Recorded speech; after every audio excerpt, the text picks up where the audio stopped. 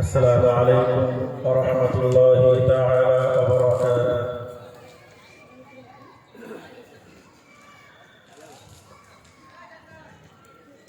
الحمد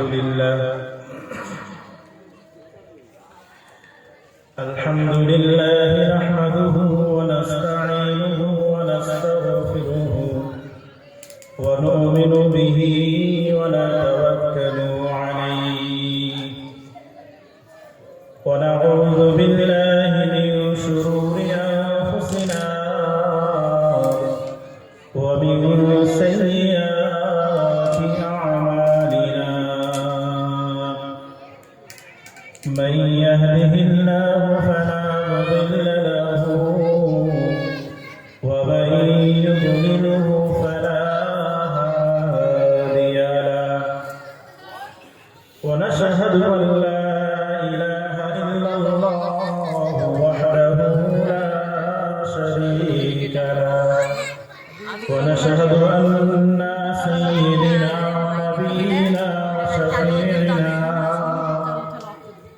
وحبيبنا وطبيب قلوبنا ومولانا محمد صلى الله عليه وسلم عبده ورسوله.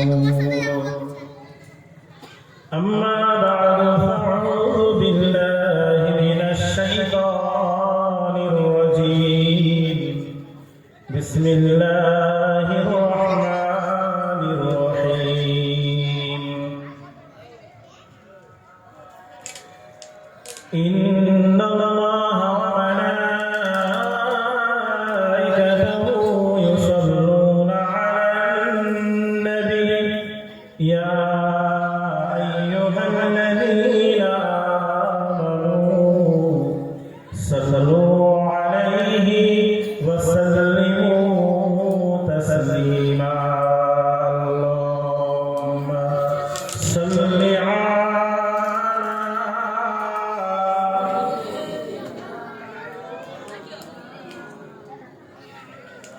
وعلى آل سيدنا مولانا محمد. দরুদ শরীফ পড়তে গিয়ে কষ্ট হচ্ছে নাকি বলেন?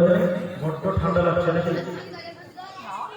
ঠান্ডার মধ্যে আওয়াজ বার হচ্ছে না।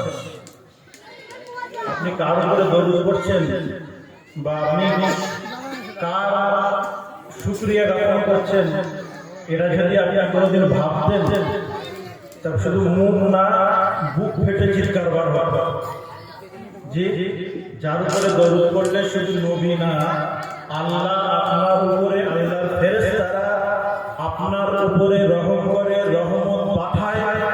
একটা নামে আপনি একবার পড়ো, আল্লাহ আল্লাহর ফেরেশতারা আপনার জন্য 10 বার দোয়া করবে। সেই নবীর উপরে দরুদ পড়বেন। আর এই কেউ আরামের সঙ্গে বসে ইচ্ছা হলো পড়লাম, না হলো না পড়লাম, এরকম না। আপনার নেতার উপরে, যিনি আপনার কবরের কান্ডারি, যিনি আপনার জান্নাত জাহান্নামের কান্ডারি, যিনি আপনার মৃত্যুর সময়ের সাথী, সেই নবীর উপরে দরুদ পড়বেন। একটু উচ্চ স্বরে অন্তর থেকে, অন্তর নিগড়ানো ভালোবাসা দিয়ে নবীর উপরে দরুদ পড়ি। আল্লাহুম্মা সাল্লি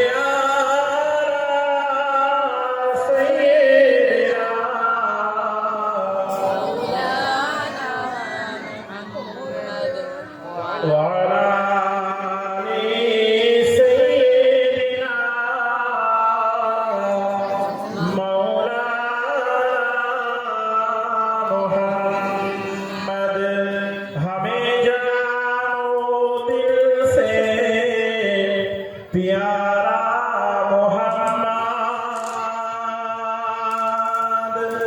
मोहम्मद की हम है हमारा मोहम्मद. हमें जानो दिल से प्यारा मोहम्मद की हम है हमारा मोहम्मद.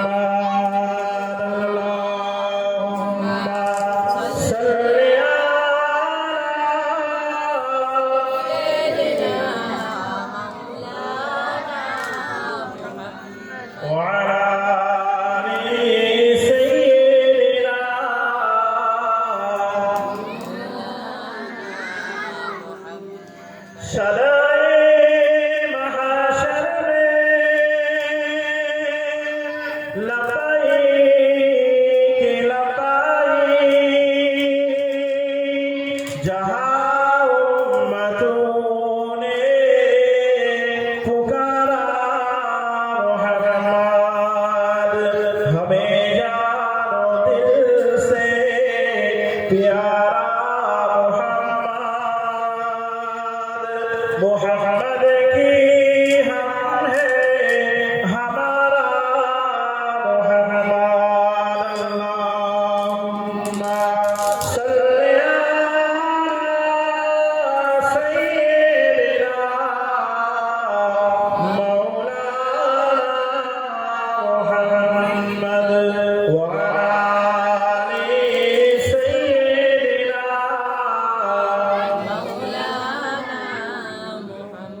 कलमा जिक्र करें ला इलाहा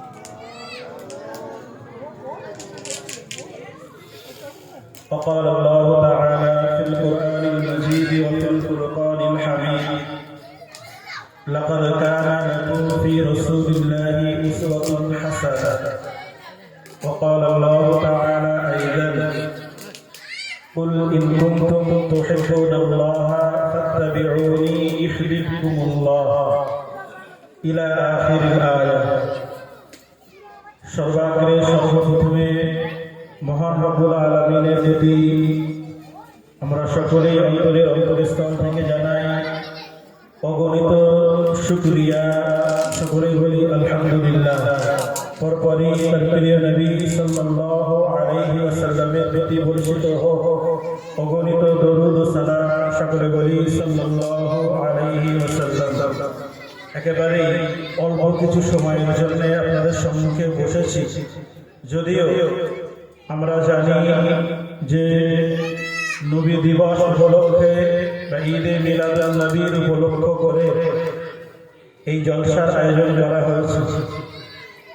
আমরা সেই নবীকে চিনেছি বা চিনতে চেষ্টা করেছি, বা সেই নবীকে চিনি আর না চিনি সেই নবীকে নেতা বলে মেনেছি, নেতা বলে নিজের জীবনে স্থান দিয়েছি।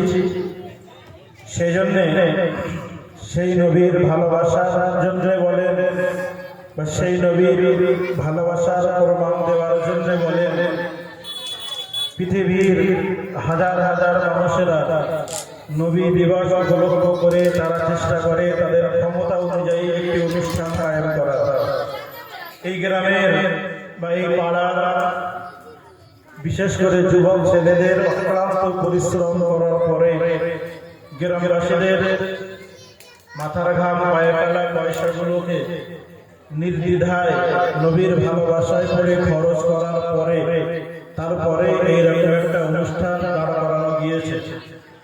যদি আমি এই গ্রামের বসবাসকারী একজন মানুষ হওয়ার পরে এই জলসা থেকে বা এই মিলাদ থেকে এই নবী দিবস থেকে কোনো উপকার আমার জীবনে সাধিত না হয়, আমি যদি কোনো উপকার নিতে না পারি, আপনি বলেন বা আমি বলি আমার মতন মূর্খ আর কেউ আছে যে নবী দিবস উপলক্ষ করে নবীর ভালোবাসার জন্য জলসা দেব, অথচ ওই নবী দিবস থেকে বা ওই জলসা থেকে আমার কোনো উপকার হবে না, ওই নবী দিবস করার প্রয়োজন। আপনি জানেন, আমরা শুনে থাকবো, আমাদের কানে পড়ে থাকবে যেখানে আল্লাহ এবং আল্লাহ রসুলের আলাপ আলোচনা হয়, যেখানে যে জায়গায় হতে পারে এটা পিপল দিয়ে ছাদ দেওয়া বা তিরপলের ছাউনি দেওয়া একটা জায়গা, আমরা এর তলায় বসেছি। আমরা দেখতে পাচ্ছি আমাদের মানব চোখে যে উপরে তিরপল রয়েছে। আমরা বুঝতে পারছি যে আমরা প্লাস্টিকের চেয়ারে বসে রয়েছি। আমি বুঝতে পারছি যে দুনিয়াবি তৈরি করা, মানুষের তৈরি করা মাইকে দুনিয়ার একজন আলেমের মুখ থেকে আমরা কোরআন এবং হাদিসের কথা শুনছি, অথচ আল্লাহ রাসূলের কথা অনুযায়ী যে জায়গায় আমি বসে রয়েছি, যে জায়গায় আপনি বসে রয়েছেন, যে ছাউনির তলায় আপনি বসে রয়েছেন, এই জায়গাটা আমাদের চোখে যদিও ছাউনি তিরপলের, কিন্তু আল্লাহ রাসূল বলেছেন যে এই জায়গাটা জান্নাতের বাগান। যে আমরা দুনিয়ার বুকে জান্নাতের বাগানে বসে রয়েছে। হতভাগা কিছু মানুষ বা হতভাগা কিছু লোক রয়েছে যাদের কাছে এই জান্নাতের বাগানের থেকে তার ঘরটা বড় প্রিয় জায়গা। জি, কিছু মানুষ রয়েছে যার কাছে এই জান্নাতের বাগান থেকে বন্ধু বান্ধবের সাথে গল্প আড্ডা করাটা বেশি প্রিয় সময়। আমরা জানি এই জায়গাটায় বসে যদি আমি চুপচাপ বসে থাকি, এখানে যদি আমি চুপচাপ বসে কিছু কথা শুনি, এই কথা আমি যদি মেনে চলি কিংবা না মেনে চলি, এই কথা আমার জীবনে ফুটিয়ে তুলি বা না ফুটিয়ে তুলি, এই জায়গায় যতক্ষণ আপনি বসে রয়েছেন ততক্ষণ ফেরেশতারা আপনার এই বাউন্ডারিটা ঘিরে আপনার পাহারা দিচ্ছেন। বলো সুবহানাল্লাহ। আপনার জন্য ফেরেশতারা আল্লাহর দরবারে দোয়া চাইছে যে আল্লাহ আপনার কোরআন, আপনার রাসূলের হাদিস, আপনি এবং আপনার রাসূলের আলোচনা করার জন্য এই জায়গা তৈরি করা হয়েছে। এই মানুষগুলো এখানে এসে বসেছে, এদের জীবনের গুনাহ মাফ করে দাও। বলো সুবহানাল্লাহ। আমরা চাই বা আমরা মনে প্রাণে মানি যে আমরা যদি এখানে বসি, আল্লাহ পাক আমাদের জীবনের গুনাহ মাফ করে দেবেন। সকলে বলি আল্লাহু আমিন। আল্লাহ পাক এখানে বসে কোরআন শরীফের আয়াত শুনবো, হাদিস শরীফ শুনবো, এইগুলো শোনার বিনিময়েতে যদি আমি মেনে নাও চলি, একটা অক্ষরের বিনিময়ে আল্লাহ পাক আপনার আমলনামায় 10টা করে নেকি লিখে দেবে। বলুন সুবহানাল্লাহ। তাহলে এখানে বসার অপকার নেই, এখানে বসলে উপকার হবে, অপকার হবে না। কোনদিন জলসা মাহফিলে বসলে অপকার হয় না, উপকার হয়। সেজন্য আমরা এই উপকার নেওয়ার জন্য আমি একদম নরম ভাষায়, শান্ত সুরে, যারা মাইকের আওয়াজ শুনতে পাচ্ছে একদম নরম ভাষায় বলছি। যারা এখনো এখানে এসে পৌঁছাতে পারেননি বা আসেননি, দয়া করে এই মাহফিলে এসে বসুন। এখানে এসে সওয়াবের হকদার হন। নরম ভাষায় বলেছি, কিছুক্ষণ পরে ইনশাআল্লাহ চেষ্টা করব গরম ভাষায় বলা, হয়তো তখন অনেক মানুষের খারাপ লাগবে। সেজন্য আগে নরম ভাষায় বলেছি, সকলেই এই মাহফিলে এসে বসুন, কোরআন এবং হাদিসের কিছু আলাপ আলোচনা শুনবার চেষ্টা করব। দরুদ শরীফ পড়ি। আল্লাহুম্মা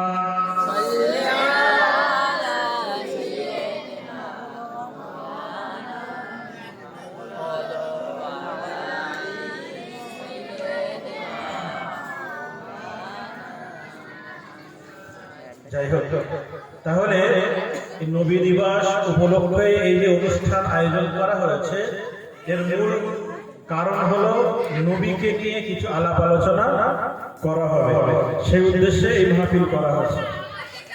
কোরআন শরীফের মধ্যে আল্লাহ বলেছেন, হে নবী, তুমি তোমার বান্দাদের, তোমার উম্মতদেরকে বা আমার বান্দাদেরকে বলে দাও, ইন কুনতুম তুহিব্বুনাল্লাহ, যদি তারা আমি আল্লাহ আমার ভালোবাসার পাত্র হতে চায় বা আমার ভালোবাসার বান্দা হতে চায়, ফাত্তাবিউনি, তারা যেন তুমি নবী তোমার ইত্তেবা করে, তোমার অনুসরণ করে। যদি নবীর অনুসরণ করা, নবীর ইত্তেবা কেউ করতে পারে, তাহলে সে আল্লাহর প্রিয় বান্দার মধ্যে দলবদ্ধ হয়ে যাবে। আল্লাহর প্রিয় বান্দা হলে কি হবে? ওয়ায়াগফির লাকুম যুনুবাকুম, আমি আল্লাহ পাক মাফ করে দেব, ইয়াগফির লাকুম, তাদের মাফ করে দেব, যুনুবাকুম, তার জীবনের যত গুনাহ রয়েছে সেই গুনাহগুলোকে আমি আল্লাহ পাক মাফ করে সুবহানাল্লাহ। তাহলে আমি যদি নবীর অনুসরণ করতে পারি, নবীর ইত্তেবা করতে পারি, আল্লাহ পাক আমার জীবনের গুনাহগুলো মাফ করে দেবেন। এই আয়াতের সহজ মানে হলো, একদম গোদা বাংলায় যদি বলি যে তুমি নবীর ভালোবাসো তাহলে আল্লাহর ভালোবাসা পাবে। নবীর ভালোবাসতে পারলে আল্লাহ তোমার জীবনের গুনাহ মাফ করবে। নবীর ভালোবাসা বিনে, নবীর ভালোবাসা ছাড়া আল্লাহ পাওয়া যাবে না, আল্লাহর ভালোবাসা পাওয়া যাবে না। এবারে বোঝেন, নবীর ভালোবাসবো যে আমি, আপনি যে নবীর ভালোবাসবেন। একটা মানুষ যদি সামনে থাকে, একটা মানুষ যদি আমার সামনে দণ্ডায়মান থাকে, আমার সাথে চলাফেরা করে, সেই মানুষটাকে ভালোবাসা দেখানো যায়। খুব ঠান্ডা মাথায় বুঝবেন, আমার সাথে একজন মানুষ রয়েছে, সেই মানুষটাকে যে ভালোবাসি এটা আমি দেখাতে পারবো, বোঝাতে পারবো, বা তাকে আমি মানে আমার কর্ম দিয়ে, আমার ব্যবহার দিয়ে বুঝিয়ে দিতে পারবো যে আমি তোমাকে ভালোবাসি। কিন্তু আল্লাহ যাকে ভালোবাসতে বলেছেন, যে মানুষটাকে আল্লাহ ভালোবাসার কথা বলেছেন, সেই মানুষটা আমার সামনে নেই। বোঝেন কঠিন বিষয়টা, বোঝেন যে মানুষটাকে আল্লাহ বলবেন যে তুমি ভালোবাসো, সেই মানুষটা আপনার সামনে নেই। সেই মানুষটাকে আপনি দেখতে পাবেন, সেই মানুষটাকে আপনি কাছে নিয়ে ভালোবাসা দেখাতে পারবেন না। তাহলে ভালোবাসবো কি করে? আমি যে আল্লাহ যে বললেন যে আমার নবীকে ভালোবাসো, তাহলে ভালোবাসবো কি করে? আল্লাহ পাক বললেন, লাকাদ কানা লাকুম ফি রাসূলিল্লাহি উসওয়াতুন হাসানাহ। আমি তোমার নবীকে তোমাদের জন্য রোল মডেল করে পাঠিয়েছি। তোমাদের জন্য তোমার নবীকে মডেল করে পাঠিয়েছি। আমাদের ভাষায় যদি আমরা বলি যে তোমার নবীকে তোমাদের জন্য স্যাম্পল করে পাঠিয়েছি। ওই স্যাম্পল দেখো, তারপর তোমার জীবনে ফোটাও। তুমি সামনে পাবে না যে নবীকে কোলে জড়িয়ে ধরে বা নবীকে দুগাল খাইয়ে দিয়ে নবীকে কাছে টেনে এনে দুটো ভালোবাসা দেখাবে, এই কাজ আর হবে না। ভালোবাসা দেখাতে গেলে নবীর গুণাগুণগুলো নিজের ভিতরে ফুটিয়ে তুলতে হবে। নবীকে স্যাম্পল মনে করে ওই স্যাম্পল অনুযায়ী আমার জীবনটাকে গঠিত করতে হবে। যদি করতে পারি, নবীর ওই গুণগুলো আমার ভিতরে ঢোকাতে পারি, তাহলে বলে যাবে যে আমি নবীর ভালোবাসার পাত্র। তাছাড়া আপনি চিন্তা করেন যে আপনি কি করে বোঝাবেন আপনি নবীর ভালোবাসা? নবীর নামে কেউ কথা বললে রাস্তায় গিয়ে স্লোগান দিয়ে বোঝাবেন? নবীর নামে কেউ কিছু বলবে আর আপনি রাস্তায় গিয়ে টায়ার মুড়িয়ে দিয়ে, বাস মুড়িয়ে দিয়ে বোঝাবেন আমি নবীর ভালোবাসা? নবী ওই ভালোবাসার কথা বলেছে কোথায়? ওই ভালোবাসা চেয়েছে? চাই। আপনি জানেন, গত 3 দিন আগে একটা কিতাব পড়ছিলাম, কিতাবের ভিতরে একজন আল্লাহর ওলি, একটা আল্লাহর ওলি, তিনি তার জীবনী যিনি লিখেছেন, তিনি বলছেন যে হুজুর একদিন আমাদেরকে বলছেন যে আমি নবীকে সাহাবাদের থেকে বেশি ভালোবাসি, বা আমি নবীকে সাহাবাদের মতন ভালোবাসি। তিনি তার মুরিদ মুতাকিদিনদের বললেন যে আমি আমার নবীকে সাহাবাদের মতন ভালোবাসি। যেদিন বলেছেন ওদিন রাত্রিতে ওই আল্লাহর ওলি স্বপ্ন দেখছেন। ভাবেন আল্লাহর ওলি স্বপ্ন দেখছেন যে তিনি দেখতে পাচ্ছেন যে আল্লাহর রাসূল গরুর গাড়ি করে আসছেন, রাসূল বসে রয়েছে গরুর গাড়িতে, আল্লাহর রাসূল আসছেন। উনি বলছেন যে আমি দেখতে পাচ্ছি যে সামনে একটা বড় গাড্ডা রয়েছে, বা আমাদের বাংলা কথায় যে নালা রয়েছে। আমি দেখতে পাচ্ছি যে ওখান থেকে যদি গরুর গাড়িটা আসে, ওই নালায় পড়লে রাসূল পড়ে যাবে। নালায় যদি গরুর গাড়িটা পড়ে রাসূল পড়ে যাবে। ইনি বলছেন যে আমি চিন্তা করছি যে কি করে ওই নালাটায় রাসূলের গাড়ি না পড়ে, এটার চেষ্টা করছি যাতে করে রাসূলের গাড়িটা নালায় না পড়ে। উনি বলছেন যে আমি তাড়াতাড়ি করে ছুটে গিয়ে ওই নালায় দেওয়ার মতো কিছু কাঠ খুঁজছি, যাতে করে নালার উপরে দিলে গাড়িটা আরামে চলে যেতে পারে। কিছু কাঠ খুঁজছি আমি। প্রিয় নবী সাল্লাল্লাহু আলাইহি ওয়াসাল্লামের ওই বান্দা, ওই উম্মত, তিনি স্বপ্ন দেখছেন আমি যখন কাঠ খুঁজতে গিয়েছি, কাঠ খুঁজে বেড়াচ্ছি, সেই সময়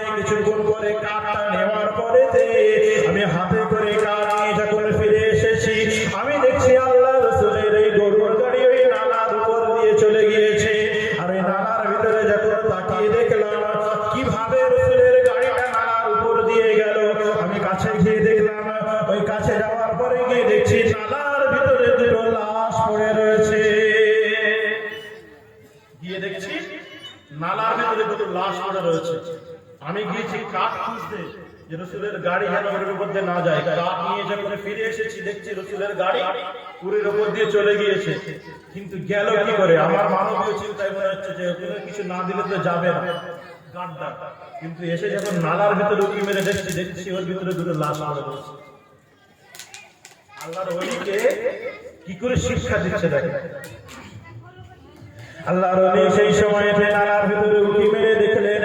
উঁকি মেরে দেখার পরে তিনি দেখতে পেলেন আল্লাহ রাসূলের দুজন সাহাবা, আল্লাহ রাসূলের দুজন সাহাবা ওই নালার ভিতরে শুয়ে পড়েছে। আল্লাহ রাসূলের সাহাবা যখন দেখতে পেলেন, তিনি চিন্তা করছে যে আল্লাহ রাসূলের সাহাবা কি করে শুয়ে পড়লো। ওই সময়তে গায়েবীভাবে তিনি দেখতে পেলেন, স্বপ্নের মধ্যে দেখছেন আল্লাহর ওলি তুমি রাসূলের ভালোবাসা প্রমাণ দেওয়ার জন্য, রাসূলের ভালোবাসা তিনি প্রমাণ দেবে বলে কাঠ খুঁজতে গিয়েছো। আমরা রাসূলকে ভালোবাসি, ওই কাঠ খোঁজার মতো ভালোবাসা না। আমরা দেখছি রাসূলের গাড়ি আসছে, রাসূলের গাড়ি থেকে ওর উপর দিয়ে ক্রস করে রাসূল পড়ে যাবে, রাসূল পড়ে যাবে আর আমরা বেঁচে থাকবো, এটা কখনোই হতে পারে না। আমার মতো হাজার সাহাবী কুরবান হয়ে যাবে, আমার মতো হাজার সাহাবীর জাহান শেষ হয়ে যাবে, কোনো যায় আসে না। কিন্তু রাসূল যেন ওই গাড়ি থেকে মাটিতে না পড়ে যায়, সেই জন্য আমরা আমাদের জীবনটাকে কুরবান করে দিলাম রাসূলের গাড়ির চাকার তলায়। আমরা শুয়ে পড়েছি, আমরা কাঠ খুঁজিনি, আমাদের বুকটাকে চিতিয়ে দিয়েছি রাসূলের জন্য। ওই নালার উপরে শুয়ে পড়েছি যাতে করে রাসূলের গাড়ি আরামের সঙ্গে চলে যায়। রাসূলের ভালোবাসা তুমি আল্লাহর ওলি, তুমি মনে করছো যে আমি সাহাবাদের মতন ভালোবাসি? সাহাবাদের ভালোবাসা কেরকম? তোমার ভালোবাসা কেরকম? তোমার ভালোবাসা কাঠ খোঁজার ভালোবাসা, আর আমার ভালোবাসা নিজের বুকটাকে চিতিয়ে দেওয়া, আমার জীবন যায় যাক রাসূল যেন না পায়। আপনি প্রমাণ করে আপনার কাছে তো রাসূল নেই। ওই আল্লাহর ওলিটা পরবর্তীতে বলেছিল যে রাসূলের সাহাবাদের ভালোবাসার তুলনায় আমার ভালোবাসা এক জাররা পরিমাণ না। আপনি বলেন আপনি রাসূলকে ভালোবাসবেন কি করে? আপনার হাতে, আপনার কাছে রাসূল নেই, আপনি রাসূলকে দেখতে পাচ্ছেন না, কাছে পাবেন না, ভালোবাসবেন কি করে? একমাত্র উপায় রাসূলের গুণগুলো আপনার ভিতরে ফুটিয়ে তোলা। যদি আপনি আপনার ভিতরে রাসূলের গুণ ফোটাতে পারেন, যাকে আপনি দেখেননি কোনো সময়, যাকে আপনি কোনো সময় অনুধাবন করেননি রাসূল কেমন, আপনি বলেন আমাদের নিজের বেরেনে, আমাদের আম মানুষের বেরেনে বলেন রাসূল কেরামে আন্দাজ করে দিয়েছেন। রাসূল কেরামে দেখতে শুনেছি রাসূলের রূপ সুন্দর ছিল, বিরাট সুন্দর ছিল, রাসূল দেখতে অনেক সুন্দর ছিলেন, রাসূলের মোহরে নবুয়ত ছিল, রাসূলের দাঁত সুন্দর সাদা ধবধবে ছিল, এগুলো আমরা শুনেছি। কিন্তু আমরা কোনো সময় রাসূলের মুখমণ্ডলটা, রাসূলের মুখমণ্ডলটা কোনো সময় নিজের চোখে ভাবতে পারবেন? ভাবতে পারবেন রাসূল কত লম্বা, রাসূল কত মোটা, রাসূল কত সরু, রাসূলের হাত কেমন ছিল, রাসূলের পা কেমন ছিল, কোনোদিন ভাবতে পারবেন? ভালোবাসবেন জি, ভালোবাসা প্রমাণ করতে গেলে একমাত্র আর সর্বপ্রথম যে কাজ সেটা হলো রাসূলের গুণটাকে নিজের ভিতরে ফুটিয়ে তোলা। এখন আমি যদি বলি, মাইকে যারাই শুনতে পাচ্ছে, আমি যদি সবার ডেকে ডেকে এক জায়গায় জড়ো করে যদি একদম পার্সোনাল ভাবে ইন্ডিভিজুয়ালি একজন করে জিজ্ঞেস করি যে আপনি রাসূলকে ভালোবাসেন, আপনি রাসূলকে ভালোবাসেন, আপনি রাসূলকে ভালোবাসেন, বিশ্বাস হয় কেউ বলবে যে আমি ভালোবাসি? কেউ বলবে? কেউ বলবে না। আমার মাথার ঘাম পায়ে ফেলা পয়সা একজন মানুষকে দেব, আমার মাথার ঘাম পায়ে ফেলার পয়সা কাউকে দেব, বা আমার পয়সা দিয়ে কোনো কাজ হবে, আমি কোনো জিনিসটার মানে আলোচনা করবো না, বা টাকাটা দেওয়ার আগে আমি একবার ভাববো না, এরকম মানুষ আছে? নেই। যেই কোথাও টাকা দেবে আগে ভাববে যে আমি কারে দিচ্ছি, কেন দিচ্ছি। 2 টাকা দাম করলে তাও ভাববে যে এখানে আমি কেন দিচ্ছি, আর এই 2 টাকা দিলে আমার উপকার কি হবে। আপনি বলেন মাথায় রেখা পায়ে ফেলা পয়সাগুলো কেউ 10 টাকা, কেউ 50 টাকা, কেউ 100, কেউ 500, কেউ 1000, সকলেই দিয়েছে, মোটামুটি সকলেই দিয়েছে, যাতে করে রসুলের এই অনুষ্ঠানটা আয়োজিত হয়। তার মানে কি যে আমার একটা টার্গেট রয়েছে, আমি 500 টাকা দিচ্ছি, 1000 টাকা দিচ্ছি, আমি এটা দিলে এই ভালো জায়গায় দিচ্ছি, মানে আমি কিছু সওয়াব পাবো। এই টার্গেট নিয়ে সকলেই দিয়েছে। আচ্ছা, এই টাকা দিয়ে যদি এক পাশ হয়ে যায়, ধরেন সারা গ্রামের লোক মিলে এটা একটা ছোটখাটো অনুষ্ঠান, ধরে নেন একটা ছোটখাটো মাজলিস করা হয়েছে, এখানে আপনি ধরেন 500 টাকা দিয়েছেন, এর থেকে ধরেন 10 গুণ বড় করা হবে অনুষ্ঠানটা, ধরে নেন 10 গুণ বড় করা হবে। এক একজন মানুষ ধরে নেন, বোঝানোর জন্য বলি 10,000 টাকা করে দিয়েছে, একটা মানুষ 10,000 টাকা করে দিয়েছে, একটা বিরাট বড় অনুষ্ঠান করে। টাকা দিয়েছি আমি, মনে করলাম যে রসুলের অনুষ্ঠান হবে, ভালোবাসে 10,000 টাকা দান করে দিলাম, যাও। টাকা দিয়েছি ঠিক আছে, কিন্তু আমি ওখানে যাও, টাকা দিয়েছি যাও, কিন্তু আমি অনুষ্ঠানে যাবো না। সারা গ্রামের লোক দান করলো ধরেন কয়েক লক্ষ টাকা, কিন্তু যখন এখানে আলোচনা হবে বা এখানে যখন আলেমেরা কথা বলবে, তখন যদি আপনাদের মতন মানুষ যদি সামনে এসে না বসে, ওই টাকা আপনি কাজে লাগাতে পারবেন না, পুরো বেকার না। তাহলে আমি টাকা দিয়েছি মানে টাকা দিয়ে এক পাশ, এই চিন্তা ভাবনা দূরে রাখবো। আমার এখানে এসে এখান থেকে কিছু জ্ঞান নিয়ে যাওয়া, যদি এইটা নিয়ে যেতে পারি, এখান থেকে কিছু জ্ঞান আমি নিয়ে যেতে পারি, আমার জীবনে ফুটিয়ে দিতে পারি, তাহলে এই টাকা দেওয়া বা এই অনুষ্ঠান করা, এই অনুষ্ঠান আলেম ডেকে নিয়ে আসা, এর একটা সার্থক হবে। তাছাড়া বেকার কিছুক্ষণ বসা, এই যে সওয়াব পাবেন আপনি, আপনার গুনাহ মাফ হবে, এখানে বসে কিছুক্ষণ আল্লাহ ফেরেশতাদের দোয়া পাবেন, আল্লাহর রহমত পাবেন, এইখান থেকে উঠে যাবেন, ব্যাস শেষ। যা ছিল যদি কিছু জ্ঞান এখান থেকে নিয়ে যেতে পারি, রসুলের কিছু গুণ আমার ভেতরে ঢোকাতে পারি, তাহলে আল্লাহ রসুলের এই গুণটা ঢোকানোর বিনিময়ে আল্লাহ রসুলের অনুসরণ করেছে বলেই প্রমাণ হবে। আমি যদি একটা অ্যানালাইসিস করি, খুব ভালো করে অ্যানালাইসিস করি, যে আমার ভিতরে, আপনার বিচার অনেক পরে, আমি আমার ভিতরে যদি আমার জীবনটাকে মানে অনুশীলন করি যে আমার ভিতরে রসুলের গুণ কটা, আমি আমার জীবনে রসুলের গুণ ফুটিয়ে তুলতে পেরেছি কটা, যদি আমি আমার জীবনটাকে অ্যানালাইসিস করি না, বিশ্বাস করেন খুব বেশি বেশি হলে খুঁজে পাওয়া যাবে হয়তো 8টা 10টা, খুব বেশি বেশি খুঁজে পাওয়া যাবে 8টা 10টা গুণ হয়তো আমার জীবনে রয়েছে। এরকম করে যদি আমরা সবাই অ্যানালাইসিস করি, সবাই যদি ভাবি যে আমার জীবনে বা আমার এই পুরো জীবন দর্শনে কটা রসুলের গুণ রয়েছে, অ্যানালাইসিস যদি করি, অনেক মানুষ জিরো হয়ে যাবে, অথচ রসুলের ভালোবাসার দাবি। তাহলে ভালোবাসা কোথায়? জি, এই ভালোবাসা আর রসুলের আসল ভালোবাসা, এর পার্থক্য অনেক। বিশ্বনবী সাল্লাল্লাহু আলাইহি ওয়াসাল্লাম যুদ্ধ করতে গিয়েছিলেন, যুদ্ধ করতে যাওয়ার পরে দেখতে পেলেন আল্লাহ রসুলের সাহাবীরা দেখছেন রসুলকে উদ্দেশ্য করে কাফেররা তীর ছুটছে, রসুলকে উদ্দেশ্য করে কাফেররা বিষ মাখা তীর রসুলের দিকে ছুটছে, রসুলকে ঘায়েল করে দেবে, রসুলকে শহীদ করে দেবে, আল্লাহ রসুলকে জীবনের মতো বিদায় করে দেবে। আল্লাহ রসুলের সাহাবা তিনি দেখতে পেলেন রসুলকে উদ্দেশ্য করে তীর ছুটে আসছে, আল্লাহ রসুলের সাহাবা দৌড়ে দৌড়ে রসুলের সামনে চলে আসলেন, এসে তিনি দেখলেন আল্লাহ রসুলের দিকে যে তীরটা ছুটে আসছে, ওই তীরগুলোকে নিজের বুক দিয়ে সেভ করছে,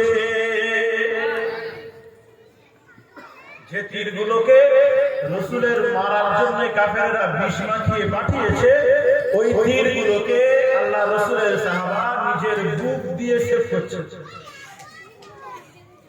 রসুল মারা যাবে না, রসুল মরে গেছে, এই কাজটা যেন না হয়, এই কথা যেন না হয়। আল্লাহ রসুলের সাহাবা যখন বুক দিয়ে লাফিয়ে লাফিয়ে যত তীর রাসূলের দিকে আসে তত তীর লাফিয়ে লাফিয়ে তিনি সেভ করতে থাকেন। তীরগুলোকে নিজের বুক দিয়ে সেভ করেছেন। সেভ করতে করতে দেখা গেল এক সময় তিনি মাটিতে লুটিয়ে পড়েছেন, মাটিতে পড়ে গিয়েছেন। আল্লাহ রাসূলের সাহাবা ইন্তেকাল করেছেন, আল্লাহ রাসূলের সাহাবা মারা গিয়েছেন। আল্লাহ রাসূলের এই সাহাবাটার মারা যাওয়ার পরেতে আল্লাহ রাসূলের এই সাহাবাটার বুক থেকে বা শরীর থেকে ওই তীরগুলোকে তোলা হলো। তীরগুলোকে তুলে তুলে গোনা হচ্ছে কতটা তীর তার শরীরে বিদ্ধ হয়েছে। ওই তীরগুলোকে যখন তুলে তুলে দেখছেন দেখা গেল কোন রিওয়ায়াতে এসেছে 70টা, কোন রিওয়ায়াতে এসেছে 72টা তীর। এমন ভাবে বলা হয়েছে ওই তীরের উপরে আল্লাহ রাসূলের সাহাবা ভাসমান হয়ে রয়েছে। তীর নিচে আর আল্লাহ রাসূলের সাহাবা ওই তীরের উপরে ভাসছেন। এত তীর তার শরীরে বিদ্ধ হয়েছে, এত তীর তার গায়ে লেগেছে যে তিনি ওই তীরের উপরে ভেসে রয়েছেন। আল্লাহ রাসূলের সাহাবা হযরতে আবু তালহা রাদিয়াল্লাহু তাআলা আনহু ওই তীরগুলোকে যখন তোলা হলো, তোলার পরে আল্লাহ রাসূলের সাহাবা কিছুক্ষণ পরে দেখা গেল আল্লাহ রাসূলের কোনো খবর পাওয়া যায় না, আল্লাহ রাসূলের কোনো খবর পাওয়া যাচ্ছে না, আল্লাহ রাসূলের কোনো খবর পেয়ে পাওয়া যাচ্ছে না। কোন সাহাবা বলতে পারছেন না আল্লাহ রাসূল কোথায় রয়েছে, কোন সাহাবা বলতে পারছেন না আল্লাহ রাসূল কোথায় গিয়েছে। এমন সময় দেখা গেল কাফেররা এলান করে দিয়েছে আল্লাহ রাসূল মারা গিয়েছে। কাফেররা এলান করেছে নবী মুহাম্মদ মারা গিয়েছে, নবী মুহাম্মদ শেষ হয়ে গিয়েছে, নবী মুহাম্মদ শহীদ হয়ে গিয়েছে। এমন যখন ঘোষণা শুরু হয়ে গেল আল্লাহ রাসূলের সাহাবাগুলো পাগল হয়ে গেল, আল্লাহ রাসূলের সাহাবাগুলো পাগল হয়ে গেল। যার জন্য আজকে আমরা যুদ্ধ করতে এসেছি, যার জন্য আজকে আমরা যুদ্ধের ময়দানে নেমেছি, যার জন্য নিজের জীবনটাকে বলিদান করতে এসেছি, সেই নবী যখন মারা গিয়েছেন, সেই নবী যখন শহীদ হয়েছেন, আর আমার বেঁচে থাকার কোনো দরকার নেই, আর যুদ্ধ করার কোনো দরকার নেই। নবী যখন নেই তখন আর যুদ্ধ করে করে লাভ নেই। নবীর জন্য যুদ্ধ করতে এসেছি, সেই নবী যখন নেই আর যুদ্ধ করে কি লাভ, আর যুদ্ধ করার দরকার নেই। সারা ময়দান খবর হয়ে গেল যে নবী মারা গিয়েছে।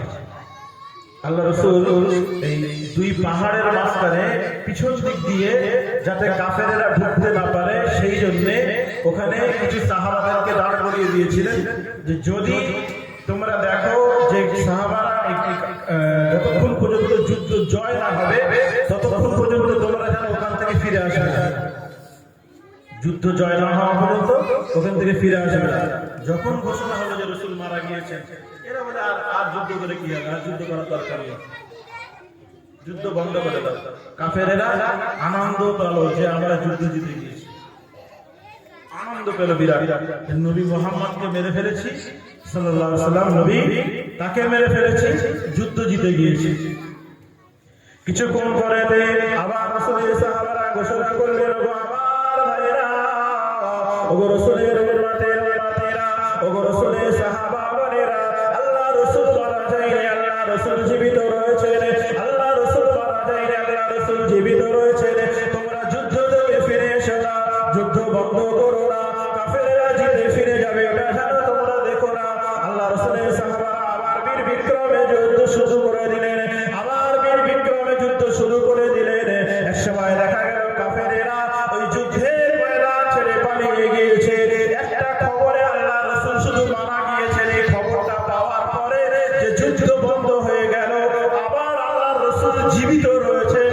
তারা চোখে দেখিনি আল্লাহ রাসূল জীবিত রয়েছেন, তারা একবারও দেখিনি আল্লাহ রাসূল কোথায় রয়েছেন, শুধু খবর পেয়েছে রাসূল জীবিত রয়েছে। তারা আবার বীর বিক্রমে নিজের বুকের তাজা রক্তগুলো বিলীন করতে চলে গেল। শুধু শুনেছে যে রাসূল বেঁচে রয়েছে, নিজের জীবনের বুকের তাজা রক্তগুলো আবার বিলীন করতে ওই যুদ্ধের ময়দানে লেগে গেল। এখনকার প্রকার যুদ্ধ না যে ঘরের মধ্যে বা এসি ঘরের মধ্যে বসে বসে পরমাণু বোমা ছুড়বো আর একটা দেশ ধ্বংস হয়ে যাবে, ওই যুদ্ধ তো ছিল না। জি, তখনকার যুদ্ধ ছিল কি, ডাইরেক্ট হাতে তরোয়ার থাকবে, হাতে তীর বল্লম থাকবে, ডাইরেক্ট মারপিট হবে।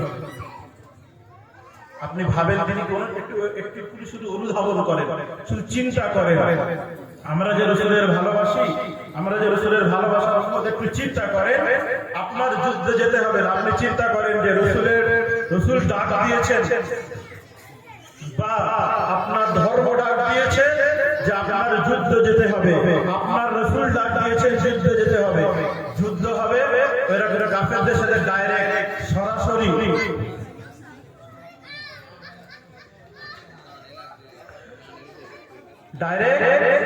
হাতে হাতে হাতে যুদ্ধ হবে, তরবারি ছুরি দিয়ে যুদ্ধ হবে। আপনি বলেন আপনি নবীর ভালোবাসার উপর, আপনি নবীর বিরাট ভালোবাসেন, আপনি বলেন কজন মুসলমানকে ওই যুদ্ধে পাওয়া যাবে? জি, কজন মুসলমানকে ওই যুদ্ধে পাওয়া যাবে? পাওয়া যাবে ম্যাক্সিমাম মুসলমান খুলে নেবে, দরকার নেই, আমার জীবনের বিরাট আমার কেউ চায় না। বিশ্বাস করেন পৃথিবীর কোন মানুষ চায় না সে মরে যাবে, কোন মানুষ চায় না সে মরে যাবে। সকলেই চায় আমি বেঁচে থাকি, সবাই মরুক আমি বেঁচে থাকি। তাহলে আমি নবীর উম্মত হয়ে নবীর জন্য আমি আমার জান দিতে কষ্ট বোধ হবে, আমি নবীর উম্মত হয়ে আমার জান দিতে দ্বিধাবোধ করব। আল্লাহর রাসূলের সাহাবাগণ এমনি আর জান্নাতি হই, এমনি আল্লাহ রাসূল বলেছেন যে ঈমান অবস্থায়, ঈমান রয়েছে এই অবস্থায় যদি কোনো মানুষ আমি নবী আমাকে দেখে, যে মানুষটা দেখবে সেই মানুষটা যারা সুবহানাল্লাহ। আল্লাহ রাসূলের সাহাবারা যারা রাসূলকে দেখেছেন তারা এক কথাই সকলেই জান্নাত, ঈমান অবস্থায় যারা দেখেছেন সমস্ত সাহাবারা জান্নাত। আর জান্নাত পাওয়ার জন্য তাদের যে কষ্ট, তাদের যে ত্যাগ, ওই ত্যাগের যদি যারা পরিমাণ ত্যাগ আপনার উপরে চাপিয়ে দেওয়া হয়, ওই ত্যাগের যারা পরিমাণ 100 ভাগের 1 ভাগ, আর 1 ভাগের আবার 100 ভাগ করে যদি 1 ভাগ আপনার উপরে চাপিয়ে দেওয়া হয়, বিশ্বাস করেন আপনি ভেঙে পড়বেন। আল্লাহ রাসূলের সাহাবাদের যে ত্যাগ ছিল, আমরা বর্তমান যে যুগ রয়েছে এই যুগ সন্ধিক্ষণে এই যুগের সময়তে আমি চিন্তা করি, আমি ভাবি যে আমি ভালো, আমি মনে করি যে আমি ভালো। বিশ্বাস করেন, ধরেন এই আমি মসজিদের ইমাম, আমি যখন কথা বলি আমার মনে হয় যে আমি ভালো এরা খারাপ। আবার যখন কোনো আম মানুষ যারা একটু শরীয়ত বোঝে, মোটামুটি যারা ধরে নেন 5 ওয়াক্ত নামাজি যারা, তারা মনে করে যে আমি ভালো, যারা নামাজ পড়ে না তারা খারাপ। আবার যারা নামাজ পড়ে না এরা মনে করে যে আমি ভালো, আমি নামাজ না পড়লেও আমি ভালো, কিন্তু যারা সুদ খায় ওরা খারাপ, কারণ ওরা হারাম খায়। আবার যে সুদ খায় সে মনে করে যে আমি ভালো, আমার থেকেও খারাপ যারা আমার থেকে আরো বড় বড় হারাম কাজের সাথে লিপ্ত তারা খারাপ। কিন্তু কেউ একটা একদম বাস্তব গল্প বলি শুনুন। একজন মানুষের, একজন ফিল্মের নায়ক, আমরা যে ফিল্ম, আমাদের ছেলেরা যা ফিল্মের পাগল, যাদের অনুসরণ করে চুল কাটে, যাদের অনুসরণ করে জামা প্যান্ট পরে, ওই ফিল্মের একজন নায়ক তার মানিব্যাগ হারিয়ে গেছে। এই গল্পটা বলার উদ্দেশ্য যে মানুষের মাইন্ডটা কোথায় গিয়েছিল। সে যখন মানিব্যাগ চুরি হয়েছে, মানিব্যাগের ভিতরে ফোন ছিল, টাকা ছিল, কার্ড ছিল, অনেক কিছু ছিল। সে বলছে যে আল্লাহ, যে আমার মানিব্যাগটা নিয়েছে, আল্লাহ তোমাকে হেদায়েত দেয়, সে যেন অন্তত মানিব্যাগটা ফিরিয়ে দেয়। তার মানে ও মনে করে যে আমি ভালো, যে মানিব্যাগ চুরি করেছে ও খারাপ। বুঝাতে পারলাম কি? কিন্তু কেউ, আমি বলেন, আপনি বলেন, বা যেই হোক না কেন, সে হাফেজ মাওলানা বলেন, পীর মুরিদ বলেন, বা যেই হোক না কেন, কেউ কোনো সময় বলে যে আমি খারাপ? কোনো সময় দেখানোর চেষ্টা করে যে আমি খারাপ? সর্বসময় আমাদের যে মুখোশটা বা আমাদের যে বাহ্যিক যে যেটা জাহিরি আমাদের শরীরটা, এটা আমরা দেখানোর চেষ্টা করি যে আমি ভালো, তুমি খারাপ। এই যে আমি আজকে আপনাদের নবীর ভালোবাসার তাগিদ দিচ্ছি, নবীর ভালোবাসার কথা বলছি, বিশ্বাস করেন আল্লাহ খুব ভালো জানে যে আমি কতটা নবীকে ভালোবাসি। আল্লাহ ভালো জানে।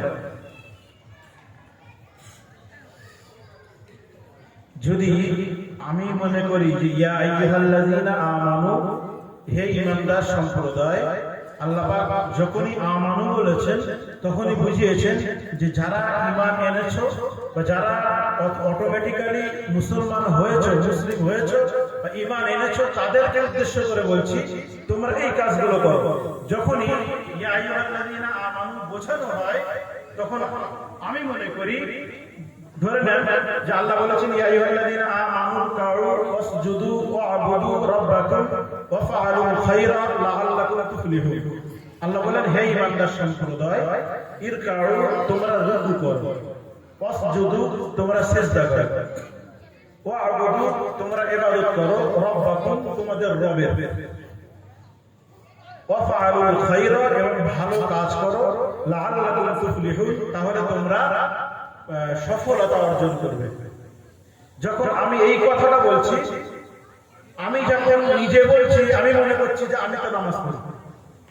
মানুষ কারো তোমরা রুকু করো, তার মানে নামাজের কথা বলছে, ওয়াসজুদু মানে সিজদা করো, তার মানে নামাজের কথা বলছে। আমি যখন মনে বলি এই কথাটা, তখন আমি মনে করি যে আমি ভালো, আমি লোকের বলছি যে তুমি নামাজ পড়ো। আমি যেহেতু নামাজ পড়ি আমি ভালো, আর যিনি শুনছেন তিনি মনে করছেন যে এটা আমার জন্য না, এটা আমার অমুক ভাইয়ের জন্য, এই হুজুর অমুককে বলছেন। যতক্ষণ পর্যন্ত আমি বা আপনি আমরা নিজেরা মনে না করব যে ইয়া আইয়ুহাল্লাযীনা আমানু, আমানু এই আমানু মানে আমার ভাই না, আমানু মানে আমার চাচা না, আমানু মানে আমার সামনে বসে থাকা মানুষটা না, আমানু মানে আল্লাহ বলছেন যে তুমি হে ঈমানদার তুমি ভালো হও, হে ঈমানদার তুমি রুকু করো, হে ঈমানদার তুমি সিজদা করো। যখন আমি মনে করব যে আল্লাহ আমাকে বলছেন তুমি রুকু করো, আল্লাহ আমাকে বলছেন তুমি সিজদা করো, আল্লাহ আমাকে বলছেন যে তুমি ভালো কাজ করো, আমি যতই নামাজ পড়ি না কেন আমার ভাবতে হবে যে আল্লাহ হয়তো আমার ওই রুকুটা আল্লাহর পছন্দনীয় হচ্ছে না। আমি অন্য কারোর ঘাড়ে চাপাবো এটা না, আগে আমার ভাবতে হবে। আমি যখন আপনাকে বলবো যে তুমি রুকু করো, তুমি সিজদা করো, তুমি ভালো কাজ করো, আমার আগে ভাবতে হবে যে আমি যতই নামাজ পড়ি না কেন আল্লাহ যখন বলেছেন যে আমানু তার মানে ঈমান এনেছে, আর যে ঈমানদার সে নামাজ পড়বে, যে ঈমানদার সে নামাজ পড়বে, তাহলে নামাজ সবাই পড়বে মুসলমানরা, তাহলে আমার নিশ্চয়ই ঈমানদার বলে আল্লাহ যখন বলেছেন তার মানে আমার রুকু সঠিক হচ্ছে না। আল্লাহ যখন বলেছেন ওয়াসজুদু তার মানে আমার সিজদা সঠিক হচ্ছে না। ওয়া'বুদু রাব্বাকুম আল্লাহ যখন বলেছেন যে তুমি আল্লাহর ইবাদত করো, তার মানে আমার ইবাদত আল্লাহর পছন্দনীয় হচ্ছে না। প্রিয় ভাই ও বাবাজিরা, আল্লাহ রাসূলের হাদিস আমরা অনেক শুনেছি, আল্লাহ রাসূলের জীবনী আমরা অনেক শুনেছি, আল্লাহর কোরআনের আয়াত আমরা প্রচুর শুনেছি, কিন্তু আপনি যদি আপনার জীবনে ওই কথাটাকে নিজের মনে না করেন, আল্লাহ পাক কোরআন শরীফের মধ্যে বলেছেন মান জাআ বিল হাসানাতি ফালাহু আশরু আমসালিহা। তুমি যদি একটা ভালো কাজ করো, ওই একটা ভালো কাজের বিনিময়ে আমি আল্লাহ পাক তোমাকে 10টা দেখিয়ে দেব। তুমি যদি আমার দিকে এক হাত এগিয়ে আসো, আমি আল্লাহ পাক তোমার দিকে 10 হাত এগিয়ে যাব, আমার রহমতের হাত তোমাকে ডেকে আনবে। তুমি যদি হেদায়েতের রাস্তায় ফিরতে চাও, তুমি যদি হেদায়েতের রাস্তা অনুসরণ করতে চাও, আমি আল্লাহ পাক, তুমি শুধু চিন্তা করবে, তুমি আমার নিয়ে ভাববে, আমার নবীকে নিয়ে ভাববে, আমি আল্লাহ পাক তোমার অন্তরে হেদায়েতের আলো ভরে দেব। বলুন সুবহানাল্লাহ। তোমাদের অন্তরগুলোকে আমার হেদায়েতের আলোয় আলোকিত বানিয়ে দেব। কিন্তু চিন্তাটা তো করতে হবে, ভাবনাটা তো আমার ভাবতে হবে। আপনি ভাববেন না, আপনি চিন্তা করবেন না, আপনি আল্লাহর রাস্তায় ফেরার কোন মানসিকতা দেখাবেন না, অথচ মনে করবেন যে আল্লাহ আমার মাফ করে দেবে, আল্লাহ আমার জান্নাতে দেবে, আমি আমার নবী আমার জন্য সুপারিশ করবে। কি করে সম্ভব?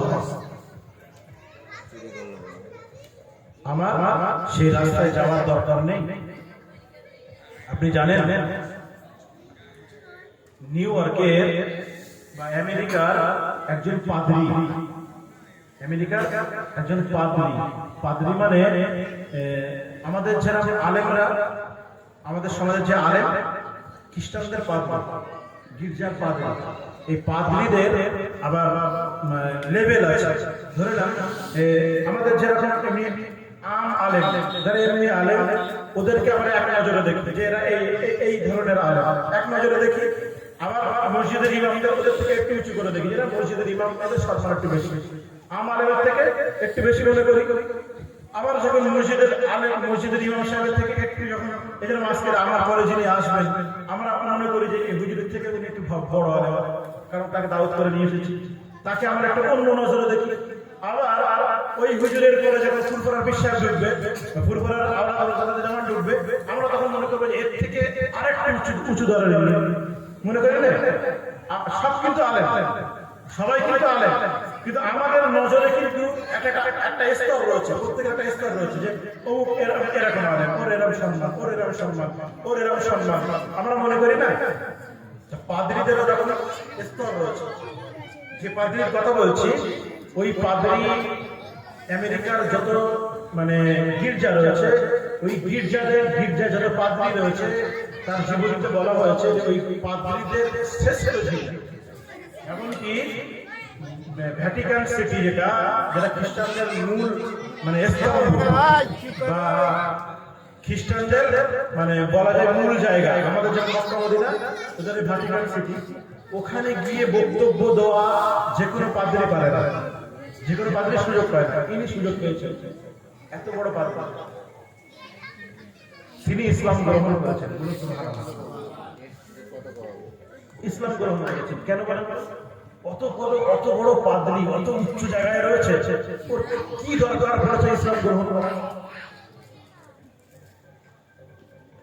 ওই পাদ্রী বলছেন, আমি যখন বাইবেল পড়ি, আমি যখন খ্রিস্টানদের অন্য কিতাব পড়ি, আমার মনে হয় এর মধ্যে কোন রকম ত্রুটি রয়েছে, এর মধ্যে কোনো বিচ্যুতি রয়েছে।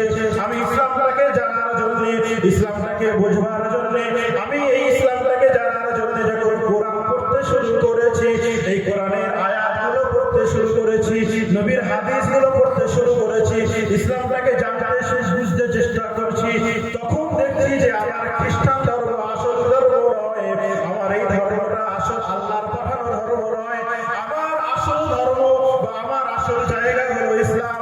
যখনই আমার মনে হয়েছে যে ইসলাম আমার আসল জায়গা, তখনই আমি কলেমা পড়ে ইসলামে দাখিল হয়েছি। আচ্ছা, আপনি বলেন, উনি যদি মনে কিচ্ছু যদি ইসলাম নিয়ে চিন্তা ভাবনা না করতো, ইসলাম নিয়ে যদি কোনো মানে নিজের ব্রেনে যদি কোনো জিকির ফিকির না করতো, আল্লাহ মুসলমান হওয়া কেন করিয়েছে? উনি ইসলাম নিয়ে জানতে চেষ্টা করেছেন, ইসলামকে বোঝার চেষ্টা করেছেন, নবীকে এটা চেনার চেষ্টা করেছেন। যখনই চিনতে চেষ্টা করেছেন, যতই খ্রিস্টানের পাদ্রী হোক না কেন, ওর ভিতরে আল্লাহর হেদায়েতের নূর আল্লাহ ভরে দিয়েছে। তাহলে আমি যদি আমার নবীকে জানতে বুঝতে চেষ্টা না করি, আমার ভিতরে হেদায়েত আসবে না। আপনি জানেন, আমরা সকলেই শুনেছি কথা, ঘটনা আমরা প্রচুর শুনেছি। আপনি জানেন রসুলের চাচা আবু তালেব নাম শুনেছেন? বা রসুলের যে সমস্ত চাচাগুলো পরবর্তীতে ঈমান আনি, আবু তালেবের কথা দূরে রাখেন, ধরে নেন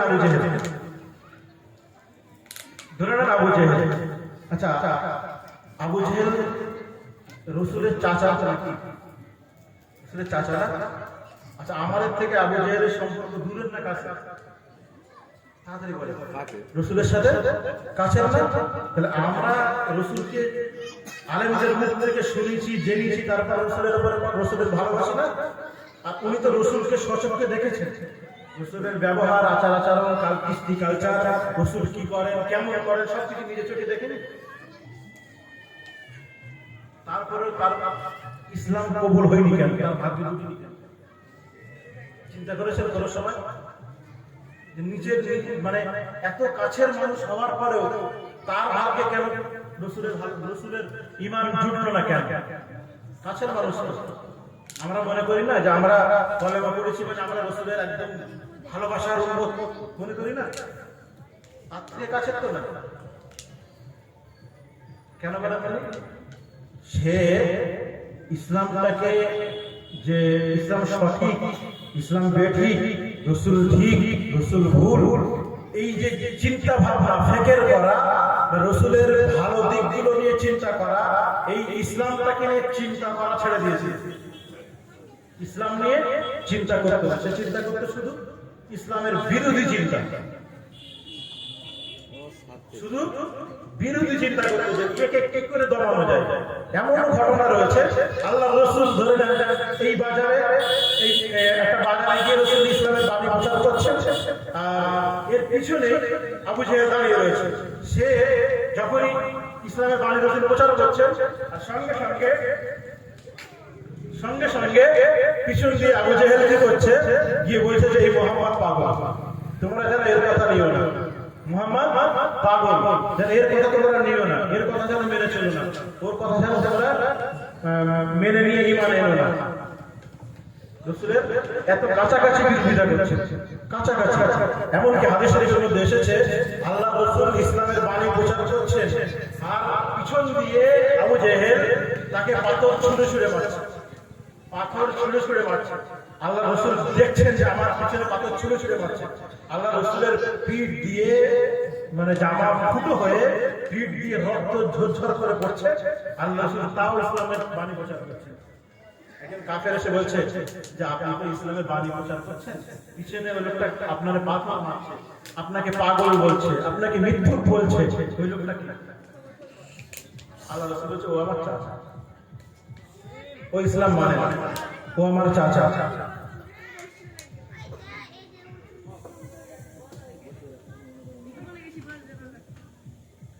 ও আমার চাচা, ওর বিষয়ে আপনি রাগ করবেন। অথচ যে মানুষটাকে রসুল বোঝাচ্ছেন সেই মানুষটা কিন্তু ইসলামের তখনো পর্যন্ত মানে ইসলামকে মেনে চলেনি, তখনো পর্যন্ত ঈমান আনেনি, তখনো পর্যন্ত ঈমান আনেনি। আল্লাহ রসুলের এই কথা শুনে যে নিজের চাচা হয়ে এই মানুষটার বিরোধিতা করে, আল্লাহ রসুল সেই সময় বোঝা করলেন, ও আমার গ্রামবাসী, ও আমার দেশবাসী, তোমরা যদি ঈমান আনো, তোমরা যদি একবার কালেমা পড়ে নাও লা ইলাহা ইল্লাল্লাহু মুহাম্মাদুর রাসূলুল্লাহ সাল্লাল্লাহু আলাইহি ওয়াসাল্লাম, এই কালেমাটা যদি একবার পড়ে নাও, আমি রাসূল বলে দিলাম, আমি রাসূল তোমাদের জন্য ভয় বানিয়ে দিচ্ছি, আমি রাসূল তোমাদের জন্য বলে গেলাম, ওয়াজাবাত লাহু শাফাআতি, আমি আল্লাহ রাসূল কিয়ামতের দিনেতে তোমাদের জন্য সুপারিশ করা আমার জন্য ওয়াজিব হয়ে যাবে। একবার কালেমা পড়ে নাও, তোমাদের জন্য সুপারিশ করা আমি রাসূল আমার জন্য ওয়াজিব হয়ে যাবে। এই মানুষটা দেখলেন যে এই মানুষটাকে কাফের মারছে, পাথর মারছে, রক্তাক্ত করে দিচ্ছে, তারপরেও এই মানুষটা এক জায়গায় দাঁড়িয়ে তার সঠিক কথাটা, তার প্রভুর কথাটা, আল্লাহর কথাটা তিনি প্রচার করছেন, তার মানে এই মানুষটা সঠিক। সেই মানুষটা, সেই বেঈমানরা আল্লাহর রসুলের হাত ধরে কলেমা পড়ে মুসলমান হয়ে গেলেন। সেই জন্য আমরা যদি একবার চিন্তা ফিকির না করি, রসুলকে নিয়ে না ভাবি, রসুলকে নিয়ে যদি না চিন্তা করি, আমরা যদি ইসলাম নিয়ে চিন্তা না করি, আপনি বিশ্বাস করেন আপনি সারা জীবন ঘরে বসে থাকবেন, সারা জীবন মুসলমান বলে ঘরে বসে থাকবেন, তারপরেতেও আল্লাহ আপনার হেদায়েত নসিব করবেন। আপনি লিখে নেন, যদি রসুলকে নিয়ে চিন্তা ভাবনা না করেন, ইসলাম নিয়ে চিন্তা ভাবনা না করেন, আপনি মনে করছেন আমি মুসলমান, বগল বাজাচ্ছেন জান্নাতে যাব, বগল বাজাচ্ছেন রসুলের শাফায়াত পাবো। আপনি লিখে নেন, আল্লাহ রসুল যেমন বলেছেন শাফায়াত করব, তেমন বলেছেন যে আমি তোমার দিকে রহমতের দৃষ্টিতে ফিরে তাকাবো। তুমি কে আমার দেখাতে পারবে? তুমি আমার উম্মত কি আমার দেখাতে দরকার নেই। যার জীবনে আমার সুন্নাত নেই, যার জীবনে রসুল বলেছেন যার জীবনে আমার সুন্নাত নেই, যে আমাকে নেতা মানার পরেতেও আমার সুন্নতগুলো মানতে তার কষ্ট হয়, আমার সুন্নতগুলো তার জীবনে ফুটিয়ে তুলতে কষ্ট হয়, সে আবার আমার উন্নত। সেজন্য শুধু বগল বাজাও আর চিৎকার করবে যে আমি মুসলমান, আমি মুসলমান, বিশ্বাস করেন কোনো লাভ হবে না। আল্লাহর হেদায়েতটা আল্লাহ নিজের হাতে রেখেছেন, হেদায়েত কারোর হাতে আল্লাহ দেয়নি, এমনকি আল্লাহ রসুলের হাতে আল্লাহ হেদায়েত দেয়নি। আল্লাহ রসুল ইচ্ছা করলে যাকে তাকে হেদায়েত দিতে পারতেন, তাহলে হেদায়েত দেবেন আল্লাহ। সেই জন্য আমাদের চিন্তা ফিকির করতে হবে, আল্লাহকে নিয়ে ভাবতে হবে। যদি ভাবতে পারি, আল্লাহ রসুলকে নিয়ে যদি ভাবতে পারি, তাহলে আল্লাহ চাইলে আমরা আল্লাহর প্রিয় বান্দা, আল্লাহ রসুলের প্রিয় উম্মত হতে পারবে ইনশাআল্লাহ। আল্লাহ পাক তৌফিক দান করেন। সকলে বলে আল্লাহুম্মা আমিন। আমাদের পরবর্তী বক্তা জনাব মাওলানা ইনজামুল চিশতি সাহেব, তিনি উপস্থিত হয়েছেন। এতক্ষণ ধরে আমি আপনাদের সম্মুখে আমার এই স্বল্প জ্ঞানে কিছু বলার চেষ্টা করেছি। ভুল ভ্রান্তি হতে পারে, আমি মানুষ, ভুল ভ্রান্তি হতে পারে। যদি ভুল হয় দয়া করে নিজের ভাই মনে করে, সন্তান মনে করে মাফ করে দেবেন। আর চেষ্টা করবেন যে কথাগুলো বলেছি এই কথাগুলো তো মেনে চলার। আল্লাহ পাক তৌফিক দান করেন। সকলে বলে আল্লাহুম্মা আমিন। হুজুর এসেছেন, ওয়াজ করবেন, দরুদ শরীফ চিৎকার করে দরুদ শরীফ পড়েন। আল্লাহুম্মা